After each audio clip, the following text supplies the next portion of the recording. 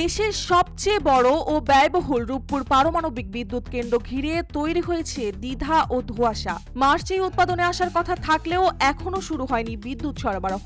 বিজ্ঞান ও প্রযুক্তি মন্ত্রণালয় বলছে সঞ্চালন লাইন প্রস্তুত নয়, আর বিদ্যুৎ বিভাগ বলছে কেন্দ্রের কাজ এখনো শেষ হয়নি। দুই পক্ষের দোষারোপের ভিড়ে প্রশ্ন উঠেছে, এই মেগা প্রকল্পের ভবিষ্যৎ কি?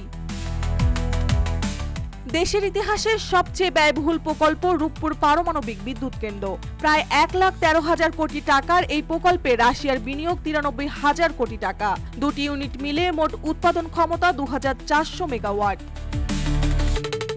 চলতি বছরের মার্চে কেন্দ্রটি উৎপাদনে আসার কথা ছিল। এমনকি নির্মাতা প্রতিষ্ঠান রোসাটম জানিয়েছিল মূল নির্মাণ কাজ শেষ। RICL TMX, যুগের পর যুগ স্থাপনা থাকে মজবুত। তবে এখন বলা হচ্ছে পরীক্ষামূলক কার্যক্রম শুরুর আগে আরও কিছু ধাপ বাকি আছে। বিজ্ঞান ও প্রযুক্তি মন্ত্রণালয়ের সিনিয়র সচিব মোহাম্মদ মোকাব্বির হোসেন বলেন, আমরা 95% কাজ শেষ করেছি আগেই, কিন্তু পদ্মা নদীর ওপরে এখনো একটি পিলার ও তার টানার কাজ বাকি আছে। সেটা না হলে কেন্দ্র চালু করাও যাবে না। সংশ্লিষ্টদের মতে নদীর মাঝে থাকা একটি টাওয়ারের এখনো তার লাগানো হয়নি। এর ফলে গ্রিড লাইন সিনক্রোনাইজেশন সম্ভব হচ্ছে না। বিদ্যুৎ ও জ্বালানি উপদেষ্টা ফাউজুল কবির খান বলেন, সঞ্চালন লাইনের কাজ সম্পূর্ণ শেষ হয়েছে, এখন সমস্যা কেন্দ্রের ভেতরের কাজ নিয়ে। পিজিবি বলছে 7টি প্যাকেজের অধীনে প্রায় 99% কাজ শেষ। বগুড়া, গোপালগঞ্জ, ঢাকা, কালকই সহ বিভিন্ন স্থানে সঞ্চালন লাইন নির্মাণ সম্পূর্ণ হয়েছে। প্রকল্প পরিচালক বলেন, ছোটখাটো কিছু কাজ বাদ দিলে এখনই জাতীয় গ্রিডে বিদ্যুৎ দিতে আমরা প্রস্তুত।